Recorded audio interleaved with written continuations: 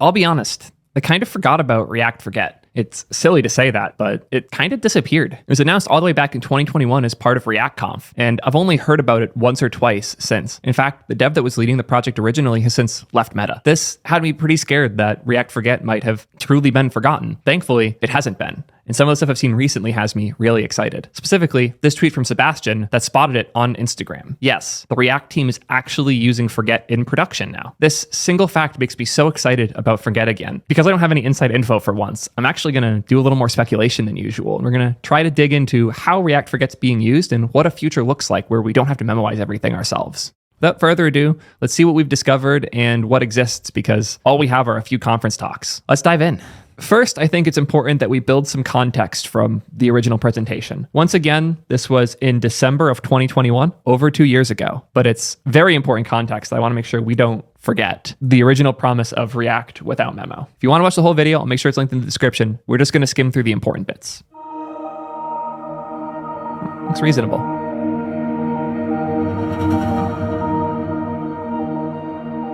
Juan, hopefully I'm pronouncing his name correctly. Phenomenal developer. Really sad that he's no longer working on React Forget because he clearly knew what he was talking about with this project. It does seem to be in good hands though, so.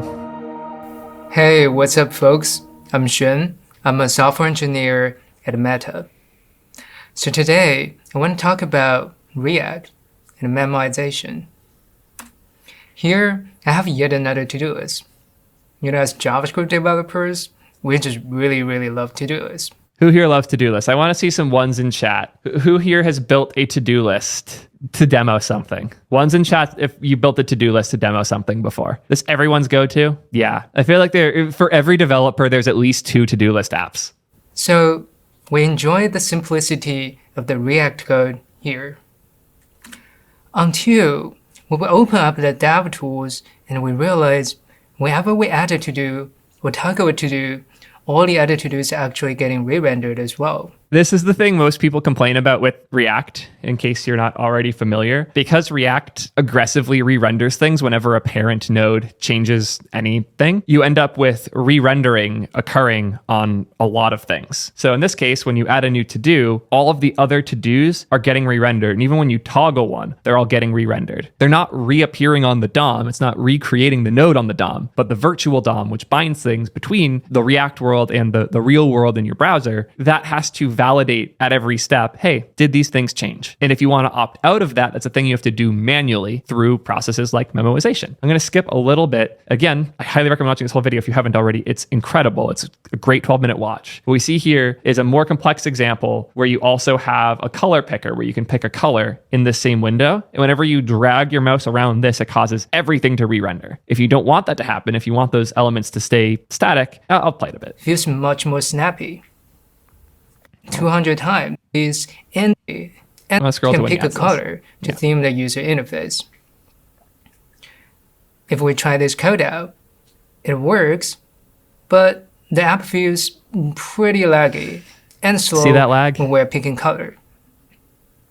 And the reason is that changing theme color will re-render the blazing to-do list and to-do list, which will eventually call a getFilter function again and again. If we pay attention to the zoomed in number here, it's been executed about 200 times. Yeah. So what you do instead is you throw get filtered into a memo so you don't have to recall this specific function over and over again just because something else changed. As long as to-dos and visibility haven't changed, your filtered elements are going to stay the same. To fix this, we can wrap the getFilter call with the again. So this is the user experience we want. Yep. It shows that this get filtered gets called way less, but it still has to re-render all of these elements. And if we skim it a little bit further, this is where things start to get chaotic with React. Even with this relatively simple example, the relationship between all of these things, and I love how the arrows are used here to show it. Once you're doing all of this memoization, the very top to bottom readable nature of React code gets a little bit lost. And I feel like that sucks. It's one of the things that makes React code painful. And this is when you stop losing a lot of the value of React when you run into these crazy memoization cases. There are ways to architect things where it's not as bad, like memoizing at different levels and such, but it does kind of suck. And it makes the control flow of your React components way more complex. It'd be really nice if you could write your React components in the simple linear way that the first example was written without having the performance issues that are inherent to that style of writing. And this is the compromise that they're talking about here, where if you don't use Memo, the developer experience is great, but you're going to start running into lag. That my face is covering the word UX in the corner there. So if you were curious, the DX is great without Memo, but once you're optimizing all the time, it gets a little more painful. And then UX quickly can get slow if you're not optimizing, but the user experience way better if you do. I'm trying to remember what this part was. This ergonomics versus performance issue is just so intrinsic to the model of React and doesn't look like we can optimize. Maybe we should use template rather than JSX, but we just really like the expressivity of JSX. Or maybe we should go back to class or start with mutating stuff so it's easier to track.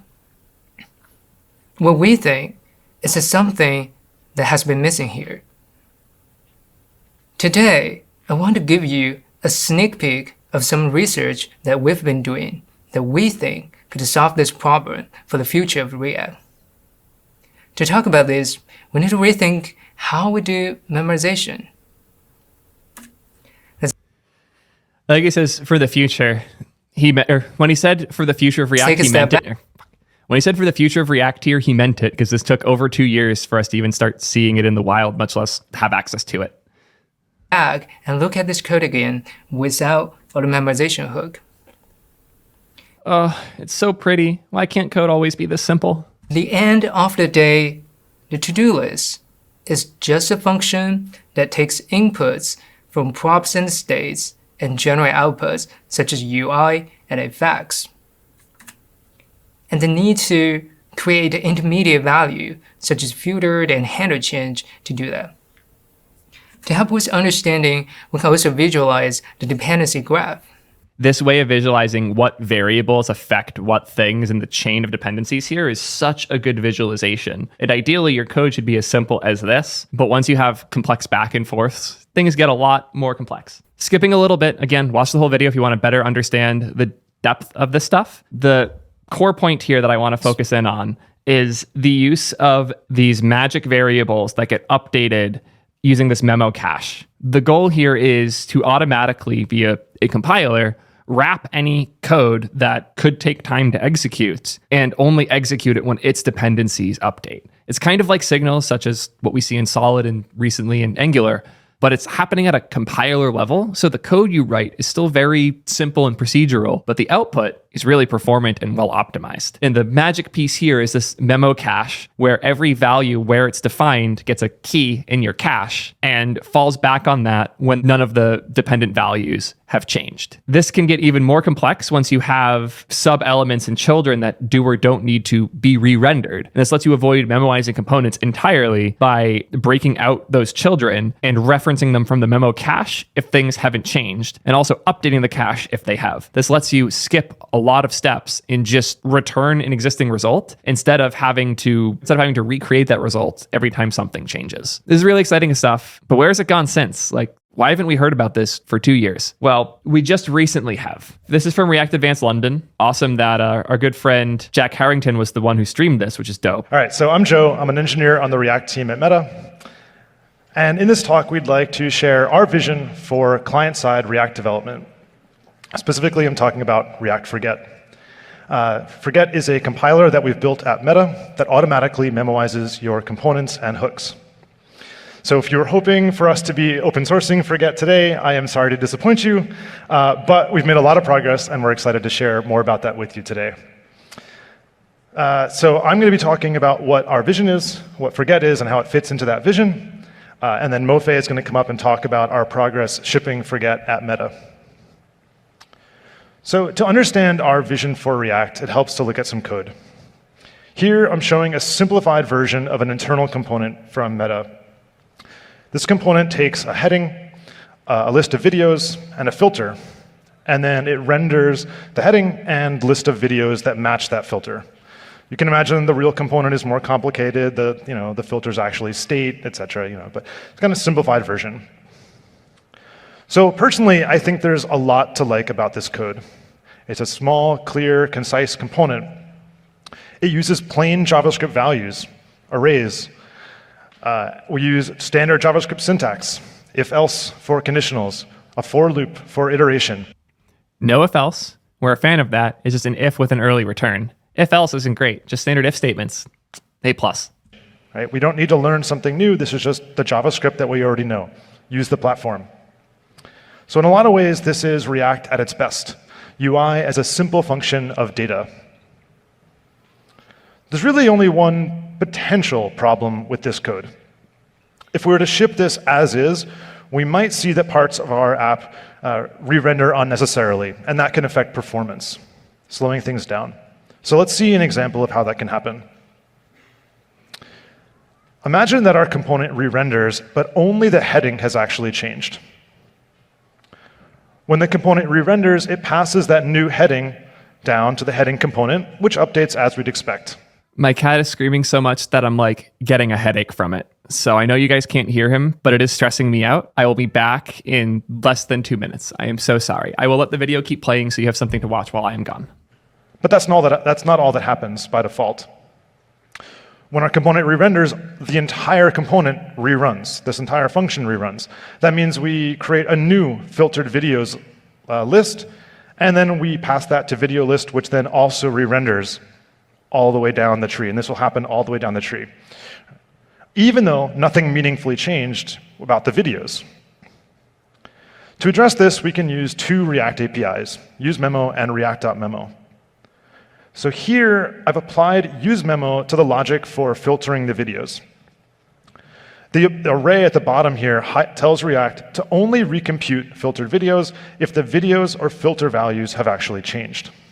So now, if only the heading changes, we don't recompute the list of filtered videos. Great. But that's not quite enough. Because even though we're passing the same filtered videos down to the video list component, by default, React will still re-render a component, even if its props Hopefully I haven't didn't miss changed. anything important. To opt out of that, we wrap the component with React.memo.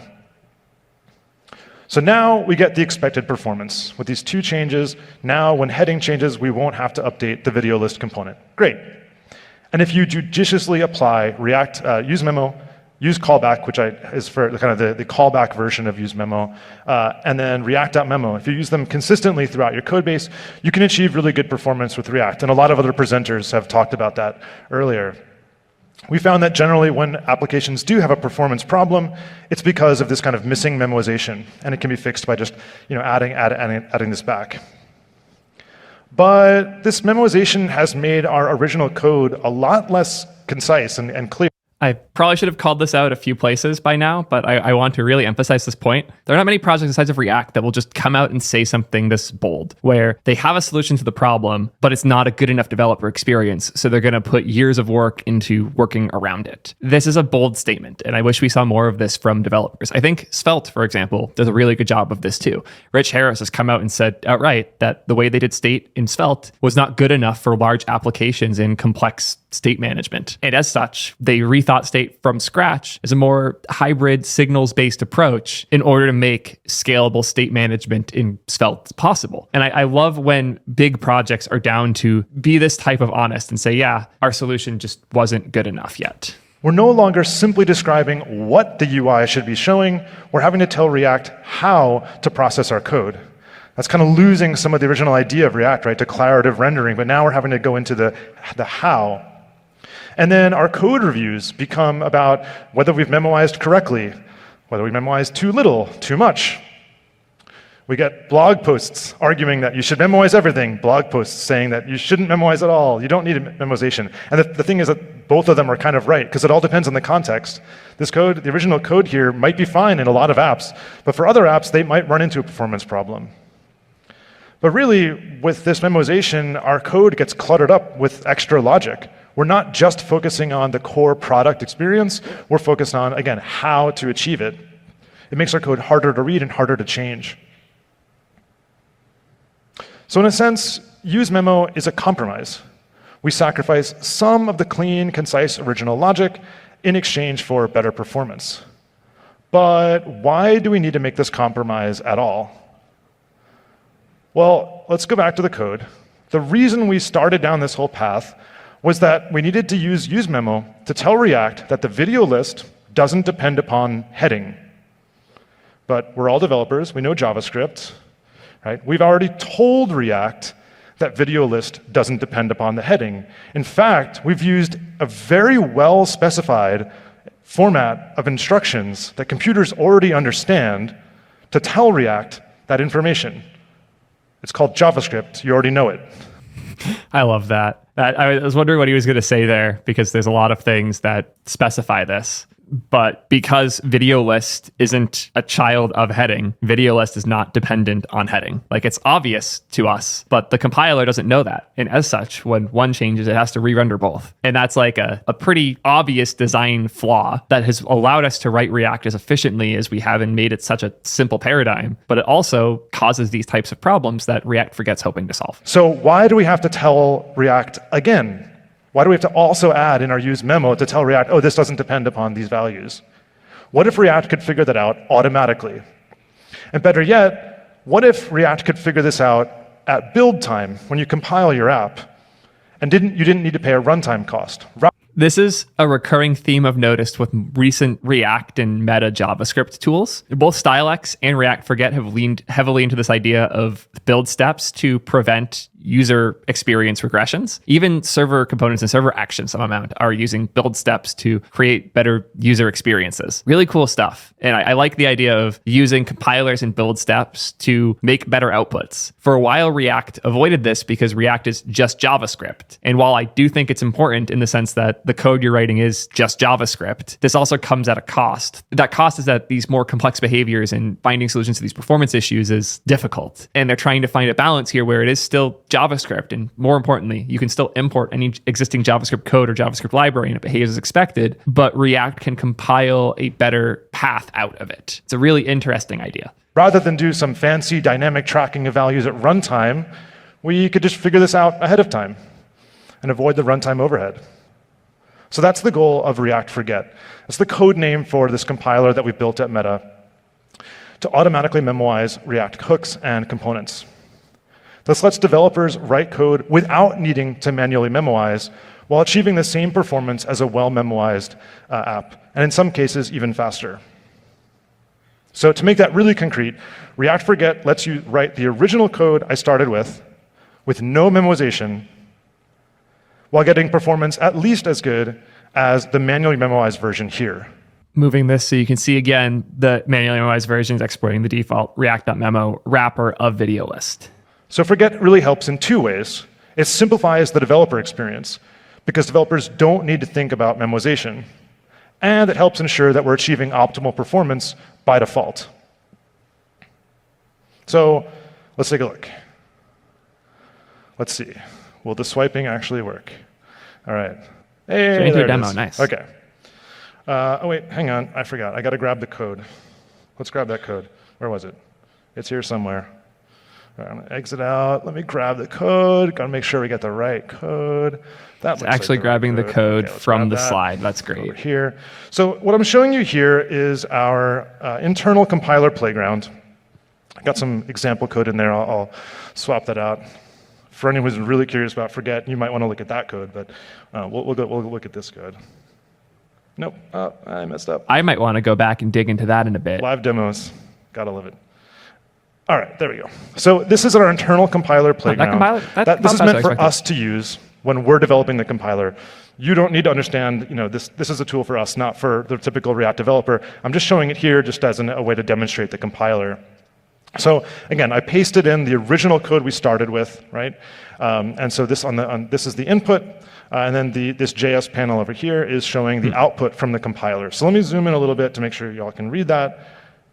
All right. I like the $ is use memo cached. I'm sure that's not going to have conflicts in any code base. The output from the compiler. So let me zoom in a little bit to make sure y'all can read that. All right. That's probably good enough. All right. Okay, let me scroll. Sorry, it's hard for me to see exactly what you can see. All right. Yeah, all right. Okay, cool. So now remember, there was no memoization here, but Forget has figured out that it should memoize filtered videos. This block is equivalent to a use memo. So I'll highlight all this section here is all about memoizing filtered videos. So what does it do? So first, it checks to see if videos or filter have changed. Forget figured out the dependencies automatically for this value. And then it takes the code that we wrote and just moves it inside. Right? It's not reformatting our code, it's keeping the same code that we wrote with a for loop and an if statement and just moving it inside this memoization. We call it a memoization block. And we have source maps to preserve the source locations for this, so that all works. So then after computing the new value, Forget saves what the inputs were so we can compare them next time. And then it saves the output, right? It saves the filtered videos. So now imagine that we re-render and only the heading has changed. Well, we check, have videos and filter changed? No, they haven't. So we go to the else block and we grab the previously computed value. So the net result is just like use memo, right? It's the same exact behavior, just a slightly more efficient implementation. Instead of having to create a function expression, which allocates memory, not great, we can avoid that and just do a regular if statement. Instead of allocating an array for the dependencies and dynamically iterating them, we're using static JavaScript code, which can be optimized by the JavaScript engine. But Forget is actually memoizing even more. Right? This is more memoization than we thought to do. So you can see a bunch of stuff here. Let me scroll down and pick just one example. So here's the video list. So Forget is actually memoizing the JSX element itself. As long as filter videos hasn't changed, we don't recreate the element. And what this allows React to do is basically the same thing as a React.memo. So as long as filtered videos doesn't change, we'll put this exact same JSX element into our output. And when React gets to it, it sees, oh, the JSX element at this spot was exactly the same. I can skip re-rendering. Obviously, if there's a state change, it has to re-render. But in general, just like React.memo. And so this is where Forget can memoize even. Wait, I just had to notice. T3 spotted. I think it's fair to say that React Forget's officially supporting T3. More than a developer would typically think to do so. Okay, so let's go back over to the presentation. Pick up here, presenter view. I wanted to see more of the code. Those are my notes. All right, and I gotta find my place. Where was I? Okay. Yeah, okay, that's all the other stuff. All right, okay, so that's kind of looks pretty magical. Forget just figured out what to memoize. How does it actually work? So if you're not familiar with programming language theory or compiler design, this may feel pretty magical, but it's not magic, it's computer science. Forget is a low-level compiler for React. It's really specifically designed for React. And by low level, I'm referring to the fact that Forget builds a detailed, internal representation of your code. It understands the rules of JavaScript and it understands the rules of React, and it can use those to figure out what parts of your application to memoize.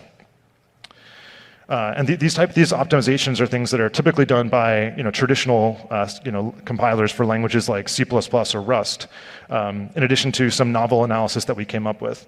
So that kind of together with understanding the rules of JavaScript and React, we can kind of carve out a safe space for us to apply these optimizations. One of the main reasons React Native is so much better than any other solution is that they poured an absolute shitload of effort into making it possible by building all necessary bindings for both Android and iOS, and in the future building them for other platforms and working with other companies to do it. They positioned React Native so well that alternatives built for other languages, like I forgot the name of the Vue one, but there was a Vue React Native equivalent. It was literally just calling React Native components under the hood because it was so powerful. If they're doing what I think they're doing here and it comes out in a good enough state, I would expect to see a lot of other people copying this homework.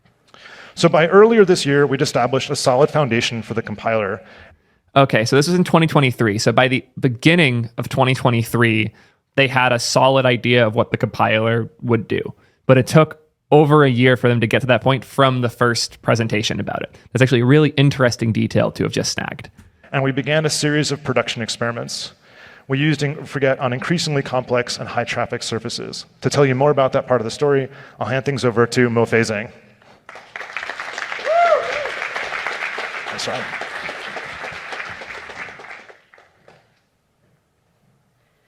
Hey everyone. Wow. I'm Mo-Fei Zhang.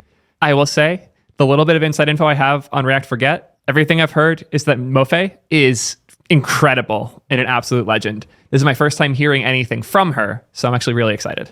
an engineer on React, and I've been working on Forget since last June.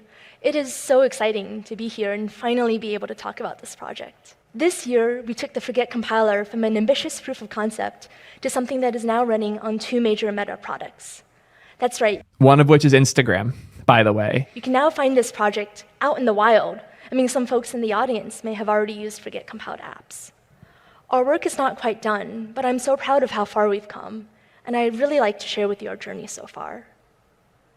So, about 8 months ago, we felt that Forget was finally complete enough to start shipping at Meta.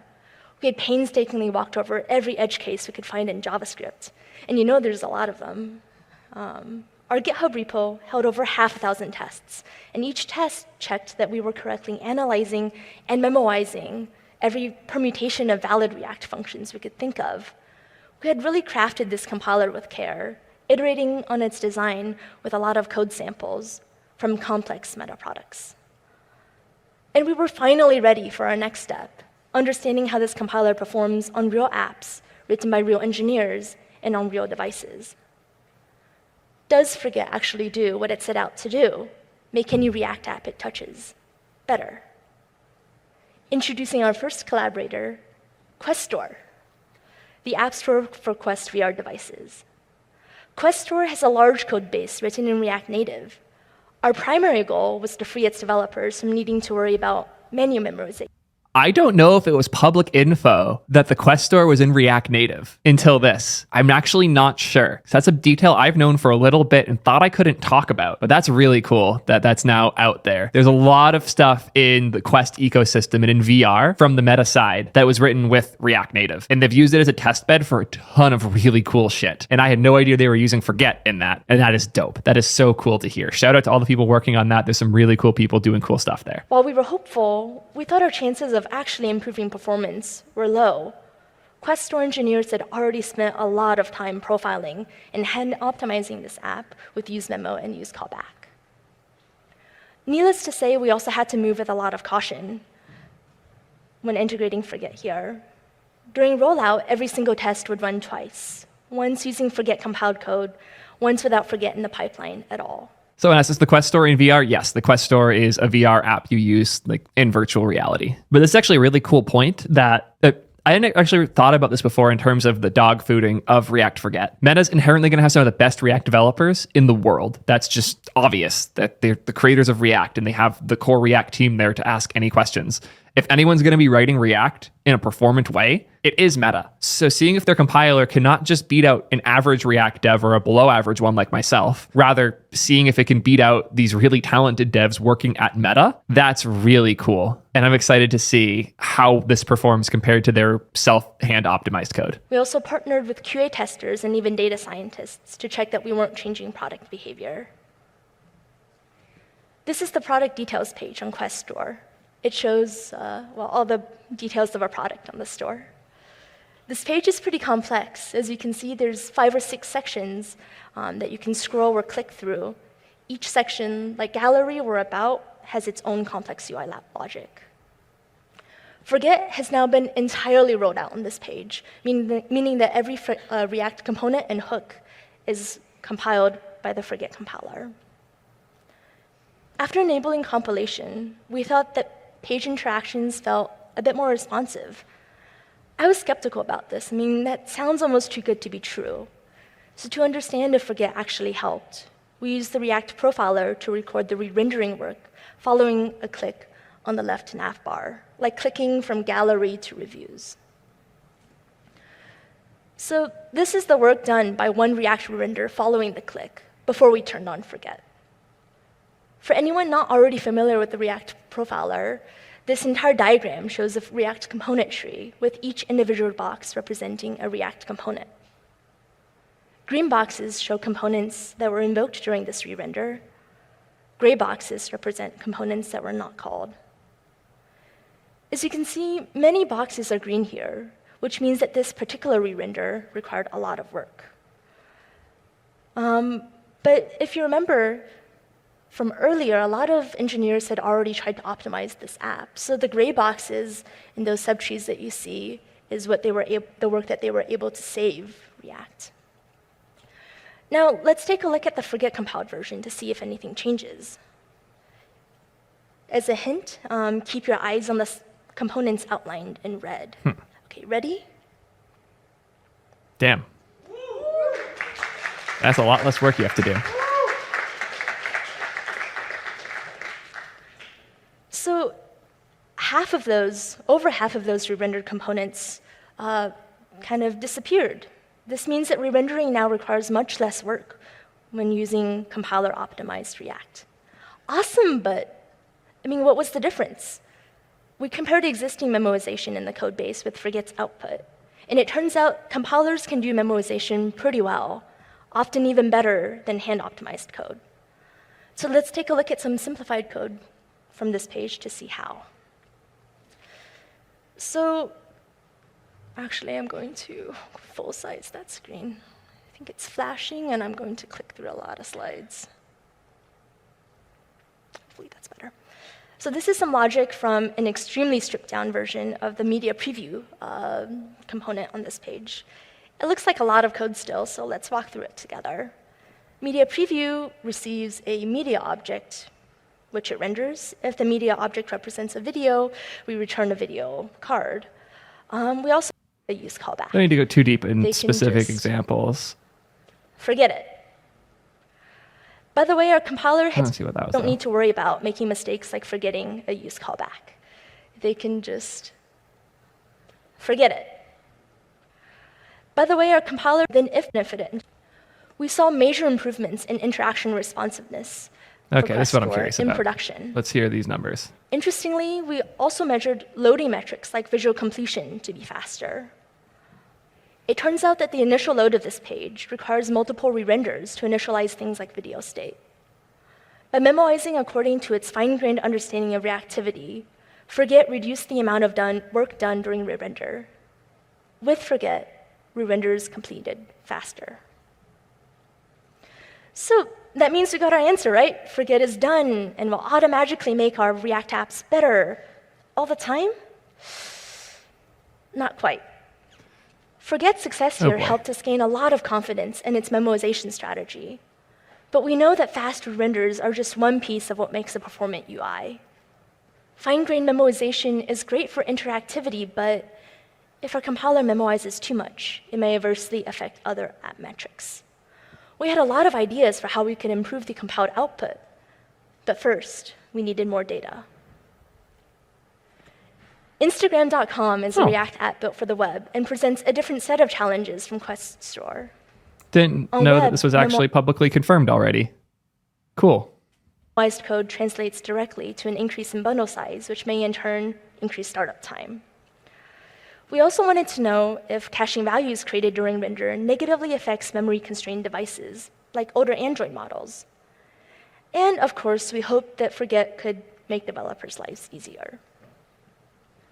If you have visited Instagram.com in the past month, you might have used forget. That's right, forget is on Instagram pages like Profile, in production. I think she was expecting applause here, and this is applause worthy. Like, building a new compiler for something as big as Instagram is pretty dope. As you can see here. So we're already gaining an early understanding of how forget affects metrics other than rendering speed. On the profile page, we measured less than a 1% increase in compressed code size and similar changes in retained memory. In production, we have so far seen no increase in memory-related crashes or startup time. Instead, we again saw slight improvements in visual completion. Okay, those numbers are nuts. They saw a 1% bump in the size of the JavaScript output that's being sent to the user, and no meaningful change in memory usage or startup times. That's huge. Just like our results from Quest Store. Oh, and there's something I forgot to mention about all of this. We used forget to achieve these results without needing to make any changes to product code. Forget can handle almost all JavaScript syntax we actually seen in use. That's nuts. That no product code was changed. They just ran it through the compiler and it worked. Goddamn. It understands 95% of components on Instagram.com, and we're working to increase that even further. So what's left?